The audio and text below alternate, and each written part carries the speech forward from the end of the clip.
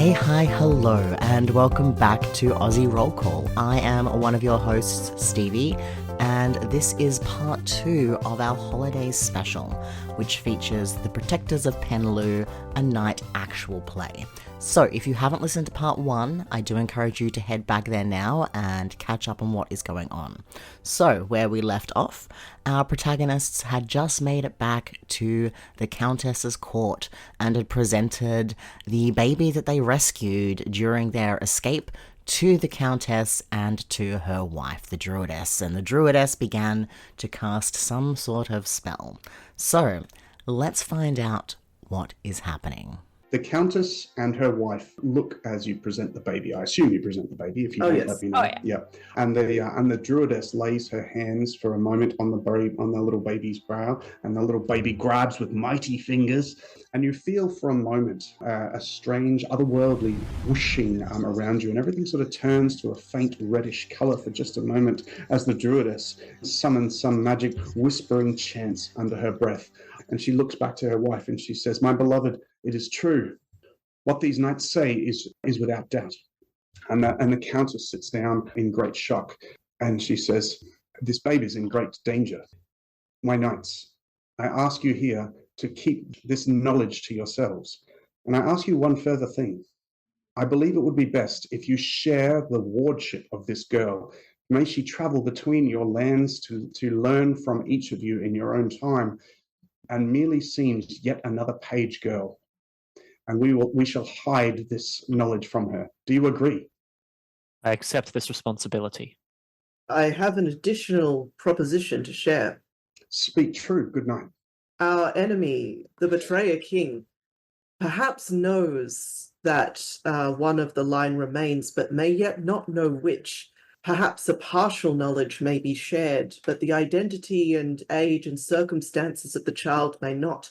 It may buy us time as the Betrayer King fails to act for fear of greater reprisal than is truly coming.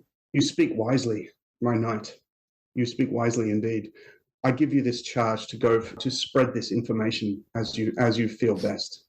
Now, we have returned our soldiers here, and for this time we must lick our wounds and return to our lands and go about our business. I feel that Bycourt will not move again until next year, after he has consolidated his claims upon his lands. We have some time. I ask you to go back, consolidate your own claims upon your own lands, and we shall return again to discuss what matters lie before us and work together to see if we can bring back the High Queen of Avalon once she has achieved her majority. Do you agree? Yes. I do. Aye, aye. I bid you farewell, knights. May your travels be fast and safe. What we're going to do at this point is you have a few days back there. What's going to happen now is we're going to go into what's called the thief phase. What you just had was the adventure phase, where we lean in, just like D&D, and you play your characters out, and a thing happens. In the thief phase, it's very much an overview of the story of what goes on. So we're going to tell greater stories about other characters, about the world, and we're going to add stuff to the map as we do so. So you're always going to, every time a story happens, you're going to draw something in on the map, sort of where it happens and a little note underneath, just to tell us. It's like a shared document.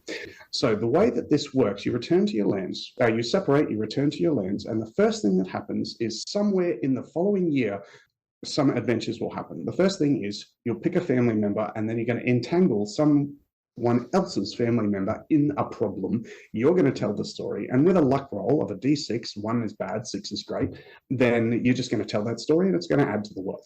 Okay, so as an example, my knight, Sir Lancelot, goes to Vella's cousin, Sir Roundabout, and I roll on my table over here, which will give me a word. I randomly roll a 2d6, and I read out each number, a 1 and a 2, and that tells me there's a matter of an animal. Now, because I'm still not sure exactly what story I'm going to tell, I'm going to roll a luck die to tell me whether it's a good or a bad story. It gets 2. Terrible. I think what's going to happen here is that Sir Lancelot and Sir Roundabout are basically at a horse market auctioning off a great war horse or something like that, and they are trying to both sort of outbid each other for it. And I think what's going to happen is that because I rolled so badly, I'm going to have the horse that I'm going to indebt my family house because I rolled so badly. And then I just tell this little tale, and we do this with help with the other person who's involved as well. So let's go first. So why don't we pick Sir Knight Lettuce's family? So please pick one of your family members, and then I'm going to roll you a word. I'm going to pick Carolyn because Carolyn hasn't done much yet. Carolyn is pious. Tawny or tournament is your word.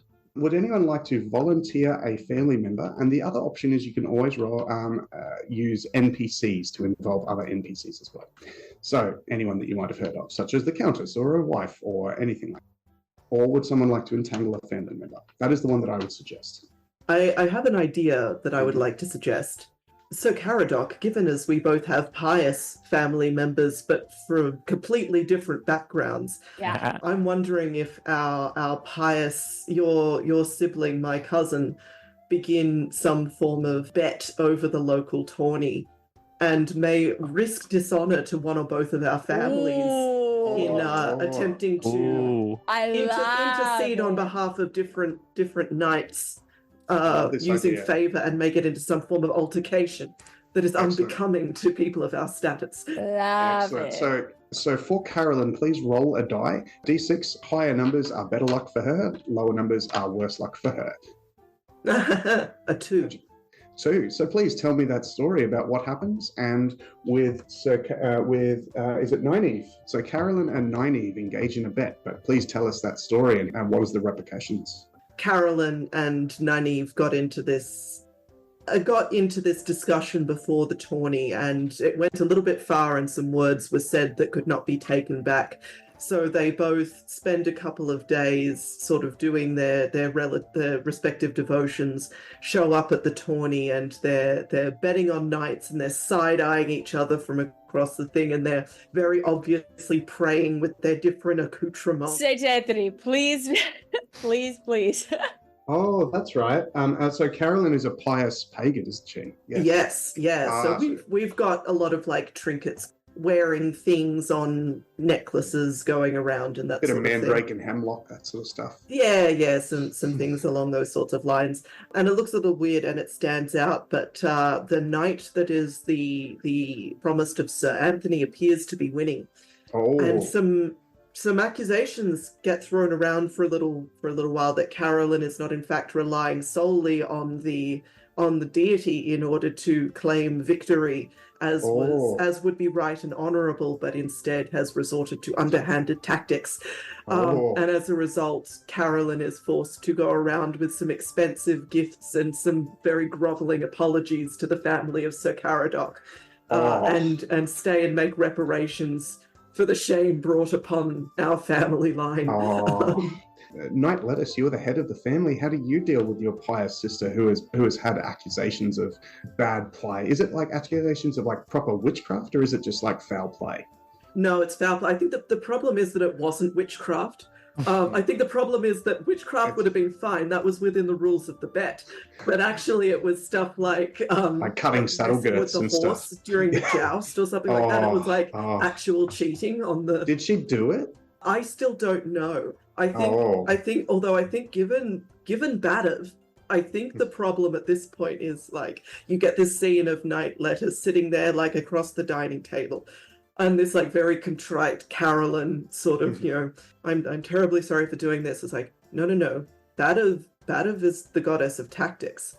She does not mind that you advanced her cause through the means available to you, but the tactics say that you should not have gotten caught.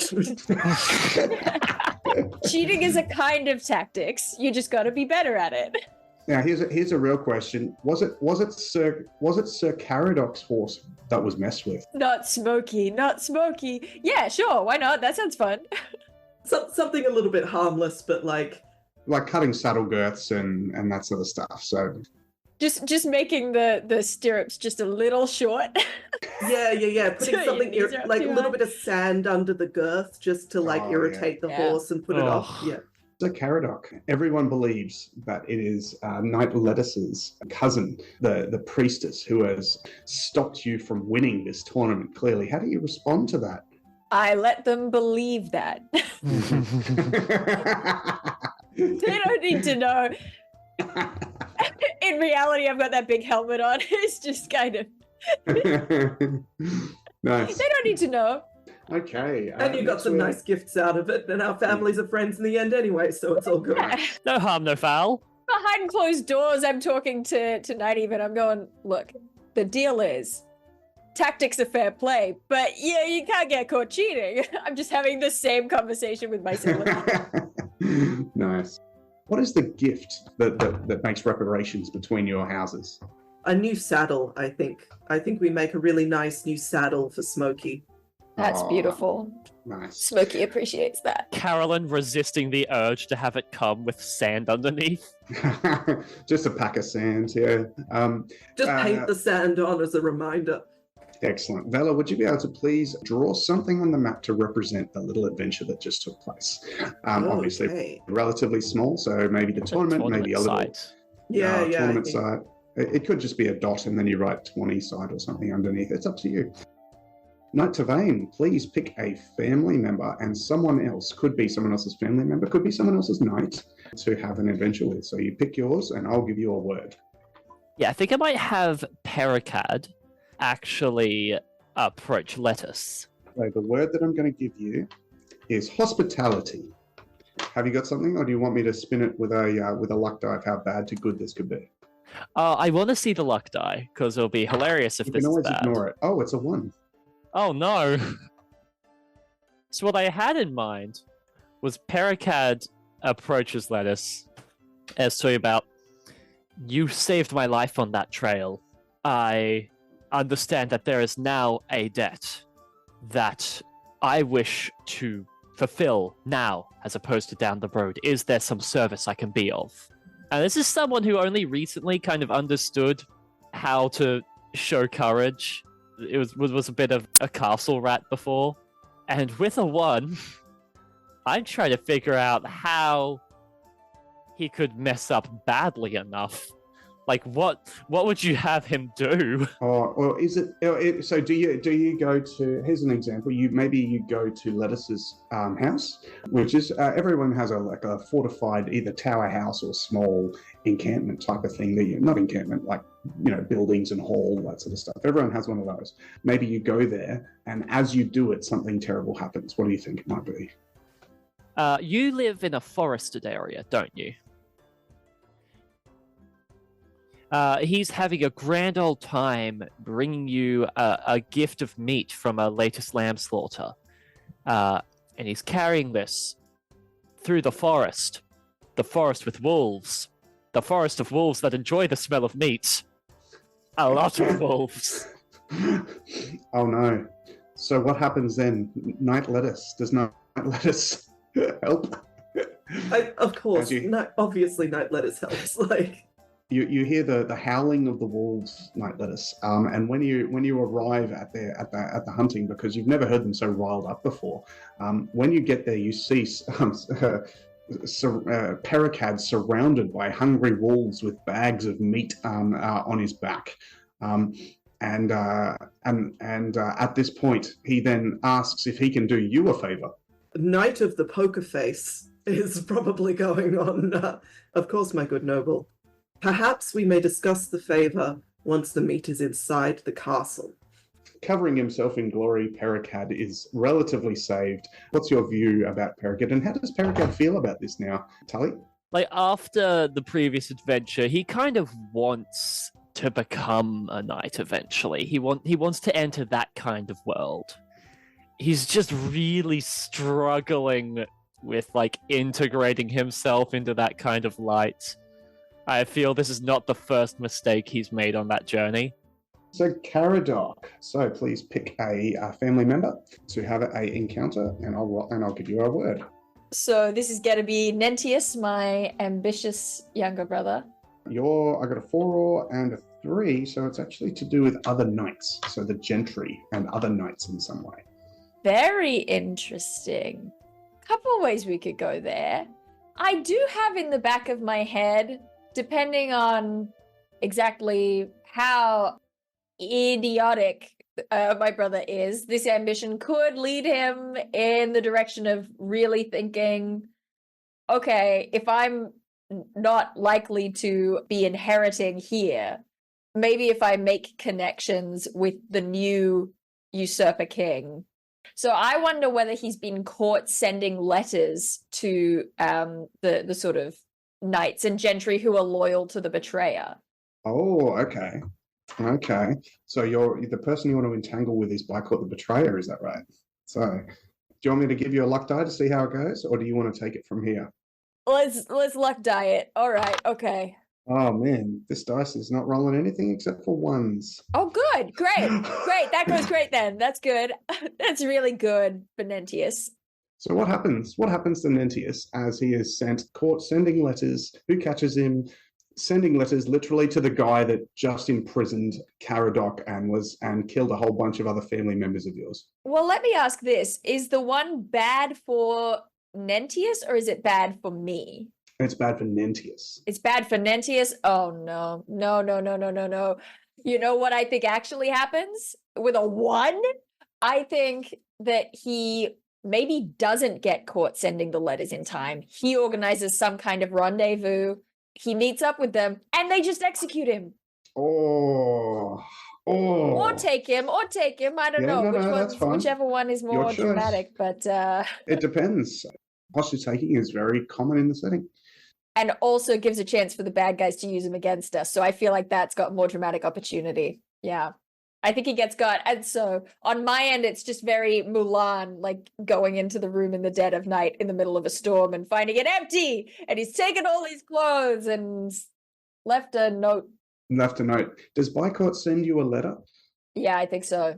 Yeah, so you get a message, either by letter or by messenger, saying that your cousin is now kept under house arrest in Camelin, where he is treated as a member of his station and given the same lodgings as you recently had.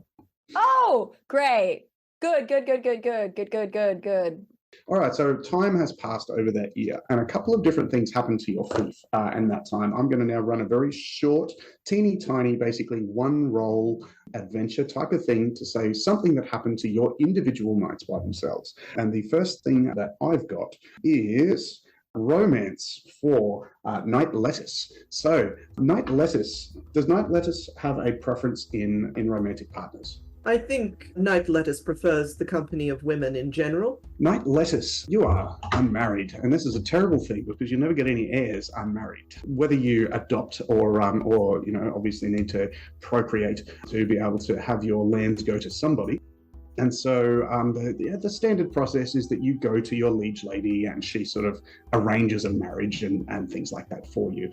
As is standard, the interfering old busybody, the Countess, has targeted you and everything that is going on for you right at the moment. You can barely move without the Countess coming up and asking your preference for this, or do you prefer blonde hair or dark hair, or this or that, or she seems to be really getting like fully into this. You get ordered. Your nightly service, which is normally very soldierly, guarding castles or doing raiders, you are not sent on any of those missions whatsoever. You are sent to, your job is to woo this lady and see if it's going to work out. You are going to, you do this, you do that. And eventually you do come to a lady. So let's roll her name up for me. The Lady Kerfler. Love it. Kerfler. The Lady Kerfler is attractive, well-spoken, everything is wonderful. She does have a minor problem, though, that you hear about. She has 3 elder brothers. Her lands are hers by right. She has but her 3 elder brothers are unfortunately just squatting on her land, and she's not allowed to basically rule her own lands. You hear about this situation as you are traveling through, and the 3 elder brothers are out hunting when you attend, and the Lady Kerfler, blonde-haired, blue-eyed. She is wearing a fine blue dress. She touches her fingers just gently to yours as she tells you about her plight. And she says, Knight Lettuce, many woes betide me, and I am as yet unwed.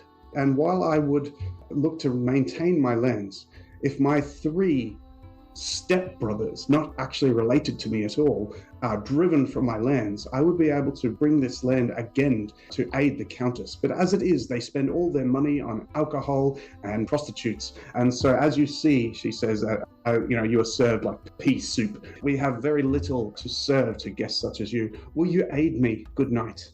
And if you do, then I promise you that we can be betrothed and become allies. Nothing would pleasure me greater, my lady, for my family is not only skilled at hunting, but also skilled in the arts of the mind, and I feel that if we put the one to the other, we may best your brothers at both. I am glad of it, she says. How are you going to deal with the fact that there are 3 drunken louts that are basically taking all of this lady's money and from everything in the land and abusing the peasants and all of that sort of stuff? Oh, in extremely classic period knightly fantasy tradition. I believe it's time to challenge them to some form of contest, which I shall be sure to win. It seems they like hunting and they like drinking, and I believe, am I allowed to enlist the help of my family members? Obviously? Absolutely, you can do that. Your other family members are members of your fighting band. I think it's time for me and my uncle to come up with something reckless. Would someone like to take on the role of Crispin, the reckless older uncle, for a moment? I'm down to crisp up. Tully, thank you. You can be Crispin, the elder uncle, for just a moment, as you come up with a plan with Knight Lettuce. What's the play? Here's what we're going to do. The issue in question is not necessarily their demeanor or habits. It is their ability to care for the land and their position within it. Alongside their demeanor and habits. Yes, of course, alongside this. We shall use those habits against them to prove that those habits make them unfit for the task of the former. Here is what I propose. We challenge them to a contest of hunting, as the hunting around this land is quite fruitful. Do you want to be Carolyn, the pious priestess, please, Dael? Because you are here too. Sure. Hey, gang! Don't sneak up on me like that. Carolyn, we may have a chance to redeem yourself in the eyes of Badab after this failed tactics. I say we challenge them to a game of hunting. The ability to know the lands, that if they are shown up on their own land by a newcomer, knowing the area and the animals in it better than they shall be shamed in the eyes of those around them, and they'll never recover their reputation. Correct. So we challenge them to a game of hunting. Crispin and I shall go after the dangerous game. We shall go after the boar in the woods, while Carolyn put sand in their saddles. Got it. run various tricks of That's your my own goal. devisement, such that they are unable to come up with game larger than a squirrel. This is what we're going to do. For Carolyn and Crispin, let's see how well you go, which will affect the final die roll of the main character here, Knight Lettuce. Can you run your tricks? Carolyn, please roll me a d6 and how well does it go? You are a priestess and well known for tricks, so please roll twice and take the one you prefer. Ooh, okay. Look, I rolled a 1 and a 2. So what happens with your various tricks? Look, I think that maybe as I'm setting about to start sort of implementing my little tricks and bits and bobs, maybe someone around the place recognizes me by reputation. You know, they're like, wait, didn't I hear about what happened with you at the tourney? And so it kind of gets too hot for me to do anything or do much of anything at all. So I don't really get to implement my tricksy tricks. Okay, and how do you go with your hunting, Crispin? How do you aid this situation? My strategy was I do believe in my family's ability to beat them on skill alone. And so by that metric, I go to one of them the night before and go drink for drink with them, trying to get them to sabotage themselves further. Yes, Crispin! Roll me that luck die. You reckon you'd get a double for being reckless? Or are we just flat out luck? It is very, very reckless. Okay, yeah, that's true. It sounds reckless. Roll twice, take the better. 5. Nice, pretty good. Yeah, nice. And 5's pretty good, so you absolutely wreck one. So overall, when we finally get to the day and the hunting begins, and Night Lettuce, you are riding out, getting your bow ready and organized like that. You see the three brothers muttering angrily to themselves about foul play and that sort of stuff. But you do see two of them while they're angrily muttering and glaring at you, they're not actually yet sort of, saying that you're not worthy of the contest, because two of them are flat, still just completely staggering as they're going. There is only one remaining. So please give us that check. You are a hunter. You may roll twice. That is a 17, so please let's roll that again. Okay, now it's a 1. Whoa! Oh, nice. Contrast. Oh! Please tell me the end of your tale. Two of the brothers, staggering drunk. Our family are well known. We've mapped out this area a little bit. I've gone on a lot of very romantic but incredibly chaste walks with the lovely Kerfler in this area. Marked out. You held each other's hands once. Oh yes. So yes, we've marked out the spot. We're going in with a plan. It's the classic sort of tactic. The dogs come, scare it forward. We're waiting with spears. There's a brief tussle. There is a moment where things could go one way or the other. Can the hangover withstand the boar? But in the end, we are victorious and not gored in the slightest. And we bring the boar home as a trophy, arriving just after, I think like a little while after, maybe like half an hour for dramatic effect, after the three brothers who have rabbits had some luck, I reckon, because they were actually able to get some decent game. There's like some pheasants in there, like there's good stuff. But seeing us come in with the boar, everybody's waiting around. We place the boar in front of them, and there's a sort of moment of speech as Lettuce says, "Hark ye now, that a newcomer to the land hath bested three that spend all of their time upon it, in the knowledge of its animals and places. I state that they are unworthy to keep it, and in order to stake my claim, I beg that the Lady Kerfler give me her hand, as I have proven myself to be the worthy protector of her and of all that is hers." At that, the gathered hall of all of the different esquires and servants, they all glare at the three brothers, and knowing that they need to leave, they quit the lands in shame. And the Lady Kerfler takes your hand, and if you wish it, you are married underneath the moonlight, possibly by your own sister. Oh, cousin, I'm sorry. You call on the gods of the old gods of Clan, and Rhiannon, god of the moon, and Badav, of course, to bless your marriage, because it is tactics, of course, that won this marriage. Okay, our next adventure is Knight Tavane, and I get a 6 and a 3. Oh, it's to do with a horse. Okay, Knight Tavane, what's your horse's name? Igridin. The mighty Igridin with the grey, with the brownish spots upon it. Knight, you are riding about the lands, doing good, everything that you need to do as a knight. It seems that the Countess is really busy trying to get Knight Lettuce married off, so she's just left you to go and do many of the daily jobs of justice and protection, and you're really good at that sort of stuff. When unfortunately just riding over through the deep woods, heading to one village or another to check up on them and make sure everyone's going okay, when a shoe slips and Igridin tumbles down over onto the side, you are thrown off. And while you know how to land, you see Igridin there screaming in pain, a broken leg clutched underneath herself. Magic is real. Magic is real. Let's just remember that magic is real. You're here with your squire and your fighting warriors. There are other horses and such you can read. But what do you want to do from this point as your mighty war steed is laying here? I'm gonna set my squire upon the fastest horse left in our ranks. I'm gonna send them back to my homestead for my younger sibling Leona, who was stated to have a way with animals. Very true. Because if anyone would know if there was any chance of Igridin pulling through, it would be Leona. Who would like to be Leona for the moment? I can do it. Yep. All right, Leona. So it's going to be really similar to Helen. When Leona arrives riding upon the horse, what do you want to? Just very quickly, what do you look like, Leona?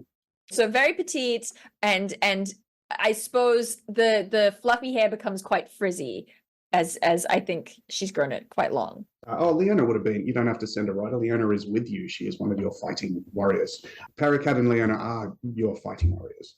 Let us paint this scene. Your horse is full. You have rolled off, and Leona draws near. Please, we have a little scene with a horribly wounded animal. What are you going to do? Sister, you know steeds better than anyone else I know. Is there anything that we can do? Anything? There's nothing that we can do until we've calmed her down. So I think that's got to be step one. I take off my rabbit fur cloak I was given as a gift and put it over the horse. Oh, I'm just sitting there, like, brushing its hair with my hand. yes. Yeah, Her legs are there's- like kicking. She's screaming like only a horse can scream. It's amazing. There's a lot of shushing and gentle stroking of flanks till she calms down a little bit. It takes a little while, but your skill with animals does eventually calm her, and you have a look at the leg. Do you think you can heal it? Do you want to make that luck roll? I do want to make that luck roll. But you are good with animals, so please roll twice and take the better one. I can't. The weight of your horse's life is in my hands. I don't like it. Just understand this will permanently mark our relationship as players. Yeah. And with that understanding, I did roll a 3. You get to roll twice, though. You can. I rolled twice. The other was a 1. So on screen, what do you say, knowing that this is a moderate result? Not too bad, not too good. We could treat her if we can get her to somewhere secure. If we can get her to a warm, comfortable stable without her being able to walk, then we might be able to do something about this, but we'd have to get there first. Where's Caradoc when you need him? I know! That guy's so strong and muscular and handsome. He could have lifted the horse. If we can get it up on like a little platform thing, we could make a Sled of some kind. So I think this is the big roll to see if it's going to be effective or not, made by Turney. And which one of your attributes are you rolling against? Is it strength? Is it wit? Is it prowess? Your skill? My argument for prowess would be the efficiency we're working with, because it's about keeping the system going for a long stretch of time and avoiding paths that are too rocky. Make that D20 roll. And is there any benefit you might get from anyone or anything, including your spirit, if you like? See, my spirit and my trait both overlap as protection. In terms of the dice chain, you would get that like a D8 and then a D10 if you're protecting someone. But Oh, a 3 and a 4. oh, these are good numbers. Please describe what happens with your horse, with Igridin, your mighty steed. So that was a 3 on the D20 and a 5 on the D8. Oh, you don't need the effect die. That's fine. Just the check. But you got a 3 on the D20. So no consequences. It works. And please describe the ending of our scene. How do you end this? I think that we do manage to get to a nearby warm stable where, like, I promise at my own cost, like, let us use your stable and your supplies. You'll be rewarded. We just need to care for her. I think it's a slow process. Considering how bad a leg break is for a horse, what I think happens is she can walk again. She's okay, but it would be unsafe and honestly uncaring for me to ever ride her into battle again. Or you retire her to I'm so bare pleased files? that earlier on you specifically said that she's like, yeah, I'll do it, but I don't want to. I just want to meander about. I'm so pleased you said that because it makes my heart hurt less.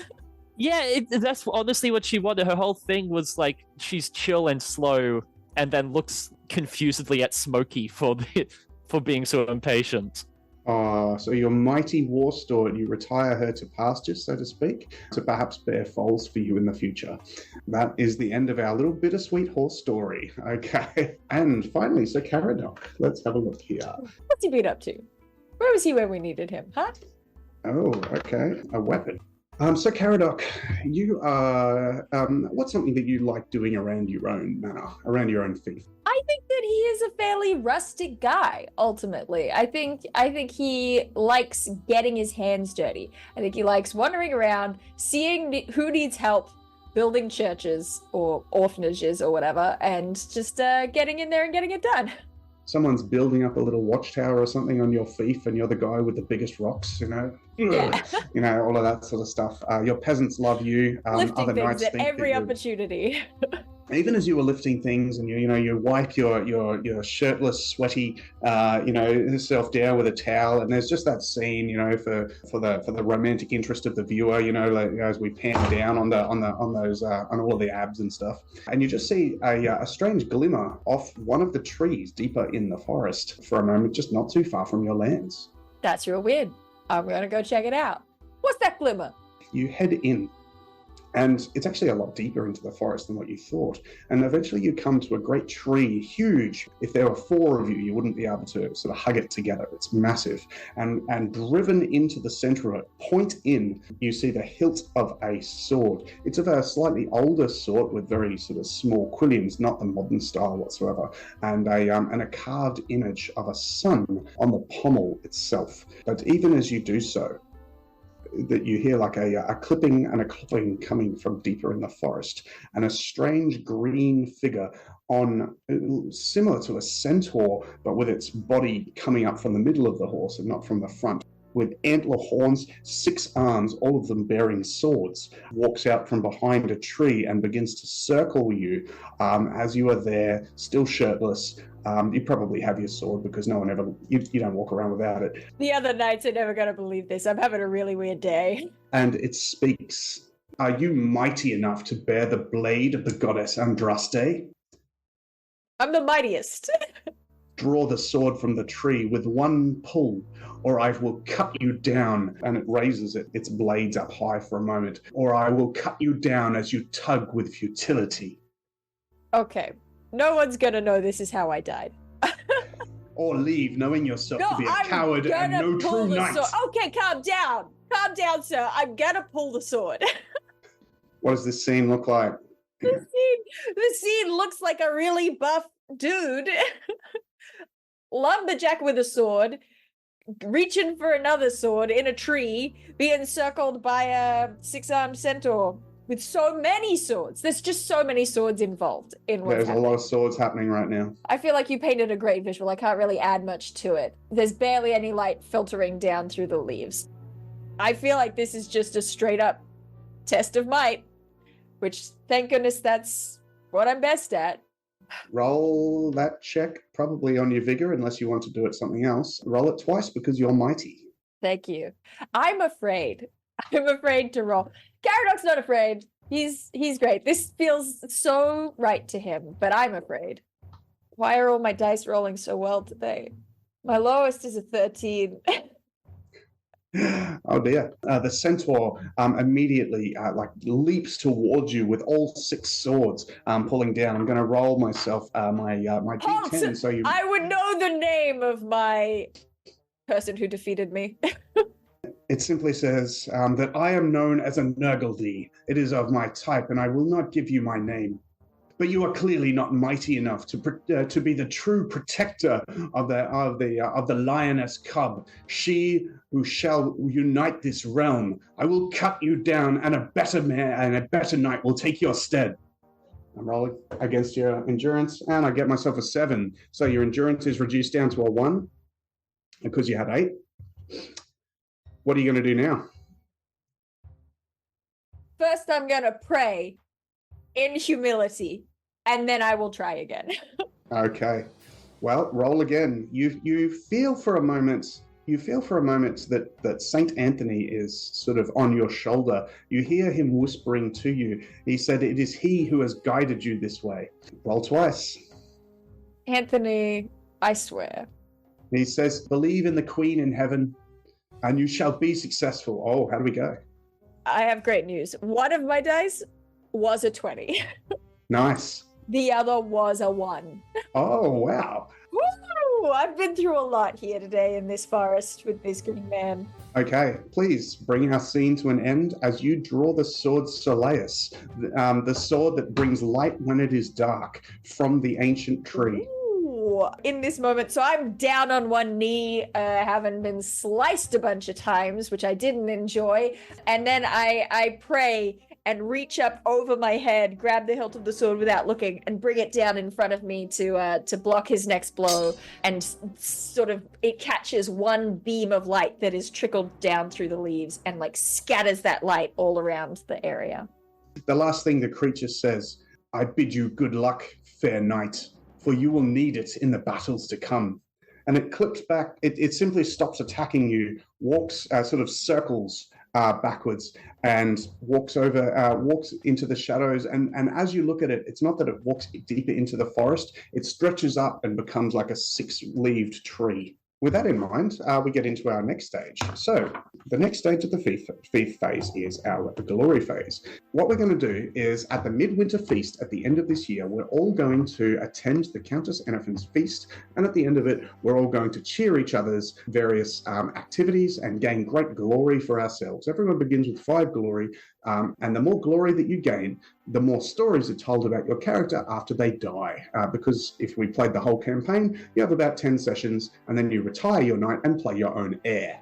At the great feast, and I want you to imagine wagons filled with firewood, a huge hall with braziers on the side, a cooking pit right in the middle, turning with a great stag that Knight Lettuce has provided for the table, obviously, as the Countess's chief hunter. The great high table with the Countess.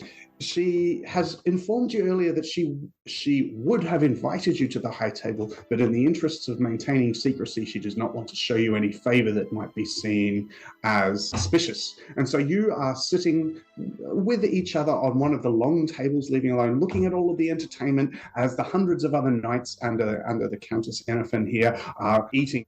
There's the greatest entertainer of all, the guy who paints himself. He takes off all of his clothes, he paints himself completely blue, and then with an inflated animal bladder, hits himself in the head with it and does flips and stuff. And everybody's loving it. Do you guys love the blue guy? You all love the blue guy, right? Blue guy's the best. Yeah. I'm glad he's not a green best. guy. I still have a little bit of trauma. Yeah. So the very first thing that's going to happen after you've all drunk heaps of ale and wine and all that is that you obviously get into a dance. And the dance that we're going to have here is the Estampede, which is a lively dance set to wild instrumental music. There's musicians shredding on the flute, and there's lots of patterned footsteps. And this one is all done in large groups of people, as you also kind of simultaneous like group dance battle the other groups as you're doing your steps with each other. So who wants to fully engage in this and see if they can win themselves some great glory and respect on the dance floor? This would be a prowess roll. I think that I'm a dancer. That's how all of the pent-up anxiety gets released. Roll me a prowess roll, everyone, to see how well you go. Barely a success. I hit 12 exactly. Oh, great. How good is this? Oh. With your great success, a middle-aged married woman catches your eyes, Knight Tavane, and sort of makes an indication up to the upper chambers if you wish to come after the dance. How did you go, Knight Lettuce? I am going to roll this, although my prowess is 8, so Yep. we're going to see, but Kerfler does like a dance, so Nice. You're braver than me. You and your wife dance? yes, obviously. Oh, yep. Gotta show off all of the Mhm. the fancy new clothes and make sure that Ah, everybody yes. knows that she's properly taken care of. Oh my god, I got a 2. Oh. The dice love me today. I am Oh. immediately as I say that, I'm gonna fail the next roll, but Your wife. it's all Kerfler though. I have 2 left What? feet. It's all Kerfler. While you have spoken to each other many times, you have been betrothed for a while, you've been married, and you've done the regular travel between your things. It hasn't been until this very moment that you've really felt a bit of a real connection rather than anything just, practical about it. But the two, you and your wife, if you want, your eyes meet and there's just that little bit of a spark that just starts to happen between the two of you. In married, and so rare in Spark married in your life. bright eyes. Spark in your bright eyes, the spark in hers, and good luck, 5 and a 6, and I rolled a 5. If you care to, she reveals to you later on that night that she is with child. Air taken care of. Yeah, nice. Glorious news. And so, Caradoc, do you dance or do you not dance? I don't dance. I've been rolling so badly. I'm not about to tempt an 8 with my prowess. No! He stands looking brooding and muscular in the corner. Do you wield Soleus? Oh, absolutely. I think Soleus is at my hip always now. There is one last part of the feast, and it goes like this. Everybody here celebrates somebody else at the table. So you'll think of something their character has done. You will say something really good about them as if we're having a toast at this very feast, and then we'll all say huzzah as loudly as we possibly can. So Caradoc basically gets up, one foot is on the bench, one foot is on the table. He's holding a goblet, and he says, "A toast to Knight Tavane, whose generosity of spirit, whose kind-hearted ways saved the life of their cousin Paracad, who otherwise would surely have perished." Huzzah! Huzzah! So I'm going to, as soon as Sir Caradoc sits down, get up, sort of similar position, standing like 1 foot on the chair, mug raised high.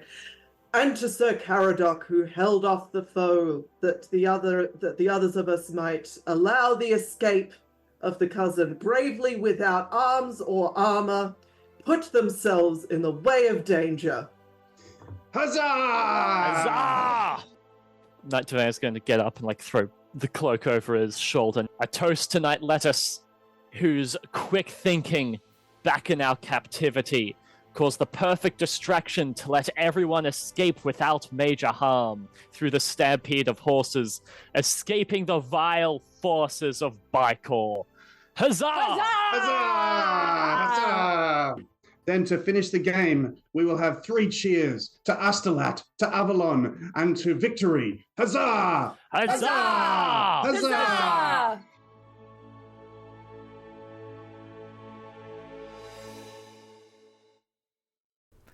And that is the conclusion to our 2-part holiday special, The Protectors of PenLlew, a night actual play. Thank you so much for joining us for this story, and if you are inspired to buy the night role-playing game, you can find the links to where to get it in the description. We will be back in 2 weeks on January 14th with a brand new interview for you from someone inside the Australian TTRPG sphere. I hope you'll join us then. Some people have been asking us what the best thing they can do is to support the podcast. And honestly, it's rating and reviewing it wherever you're listening to it. It really does help us reach brand new audiences and other listeners just like you. TTRPGs are for everybody, and we want to reach as many people as possible. No matter where you're from, we want you to be part of the discussion, part of the roll call here at Aussie Roll Call. This podcast is produced in affiliation with the Australian roleplay community. If you'd like to join the ARC community, head to arcrpg.org, where you'll find a link to our vibrant and inclusive Discord server. Your hosts have been Kate O'Sullivan, Dan Machuca, and Stevie Schaefer. Cover art by Helen Graham of Juimon Studios. Title music is Sweet Sunday Groove by Slailkey. Interstitial music is Newer Wave by Kevin MacLeod, used under a Creative Commons 4.0 license. Production by Stevie Schaefer.